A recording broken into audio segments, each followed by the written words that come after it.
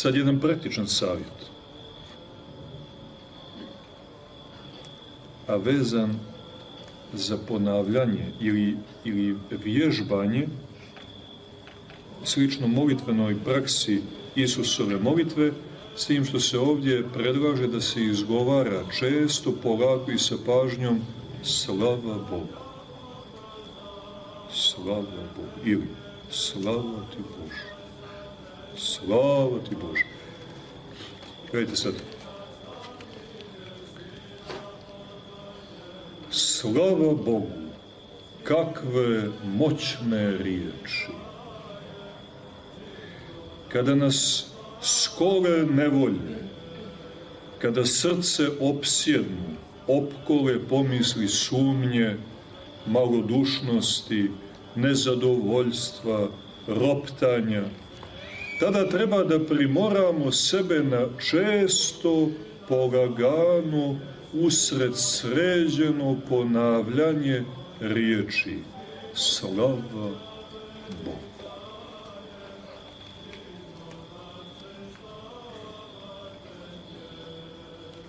Ako iskreno povjeruješ u ovdje iznijeti savjet, pa ga u pridošloj nevolji provjeriš na samom dijelu, ugledat ćeš čudesnu silu slavoslovljenja Boga. Obradovat ćeš se, jer si našao toliko korisno, novo znanje. Obradovat ćeš se, jer si dobio tako moćno i podesno oružje protiv unutrašnjih neprijatelja. Vidite sad ovo, Sveti Ignjat je tu vrlo precizno. Ovo on govori iz iskustva i predlaže to kao jedno praktično djelovanje. Znači, imamo duhovni problem, duhovnu komplikaciju, šta kaže? Polako, čekaj. Nemoj sad nikakve poteze, nemoj da rasuđuješ, nemoj da odlučuješ, nemoj da povezuješ, nemoj da analiziraš. Stani, smiri se, usred sredi se i počni naglas da izgovaraš. Slava Bogu. Slava Bogu. To je kao kad izgovarate Isusovu molitvu. Gospode, Isuse Hriste, pomiluj me. Ta molitva ima strahovitu silu. Ime Božje ima veliku silu. Slavljenje Boga ima veliku silu.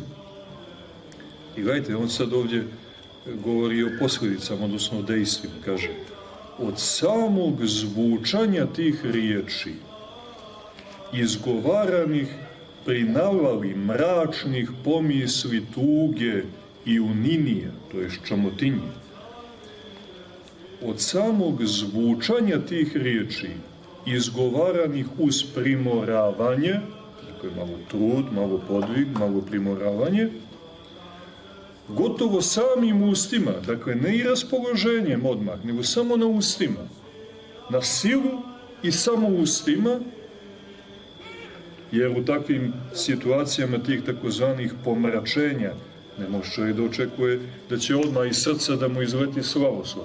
Ne, niti se ovdje to predlaže, nego bukvalno ponavljanje i primoravanje. Samo na ustima. I da se čuje, kaže, od zvučanja riječi. Jer vidite, u tim duhovnim stanjima demoni su tu prisutni, znate.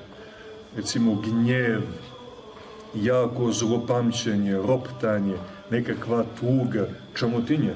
To su sve stanje iza kojih stoje konkretni duhovi zla. Recimo u Nini uvatite nekakva, znate, da kažemo, mlitavost, duhovna mlitavost, nepokretnost. To je ono što danas nazivaju depresijom. Ali je liječe C vitamin. Mislim, C vitamin je dobrodošao, ali demon na njega ne reaguje. A malo će vam ko, ili gotovo niko, sem crkve, pripisati, znate, izgovara i slava ti Bože. A tako, to nismo čuli kao terapiju. Je tako? Puši po 5-6 kutija dnevno, znate, gutaj, kafa i tako živi. To ti je život, tebe to tako zapalo. Međutim, vidite, slava ti Bože, znate kako može da obrne situaciju? Znači, izgovaraj samo ustima i budi uporan, jer će demoni, čuvši slavoslovlje, ili recimo Isusovu molitvu, da odstupe, povuku se.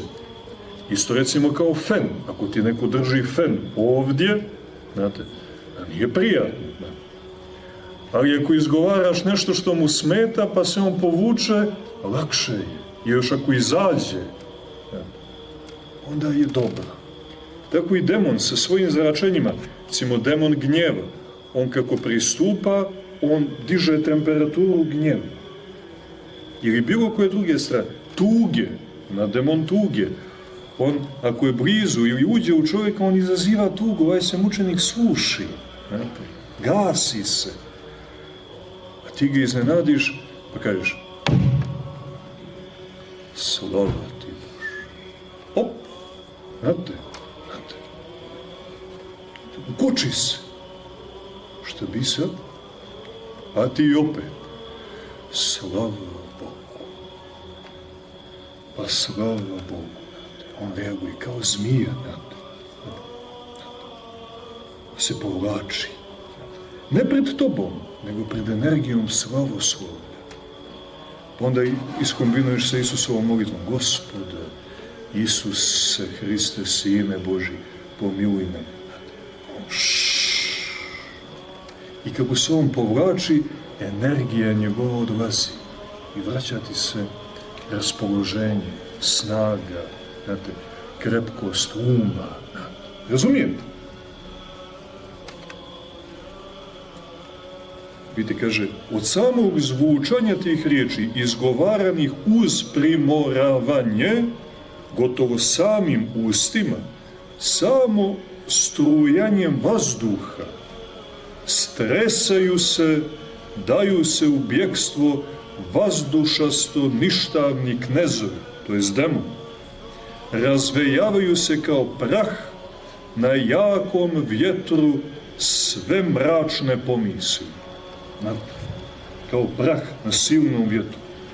Od duše odstupaju tegobnost i dosada, prilaze joj i u njoj se nastanjuju lakoća, spokojstvo, mir, utjeha, radost. I opet završava, slava Bogu. To je bitno učivati se u crkvena bogosluženja. Ima ono čuveno slavoslovlje veliko, pa kad smo u crkvi, pa kad ga pojem, znate, ili poli jelejnu službu, znate kako je to, su moćna dejstva. Kakav god da si prije toga bio, uđeš u hram, malo se onako strpiš, primoraš sebe, pa kad krene slavoslovlje ili polijelej, znate kako, viš nešto te nosi, čoveče, nekako ti se raspoloženje, znate, mijenja, nekakav svježi vazduh, da ti prođe biće, izađeš bodar, vesel, zdrav.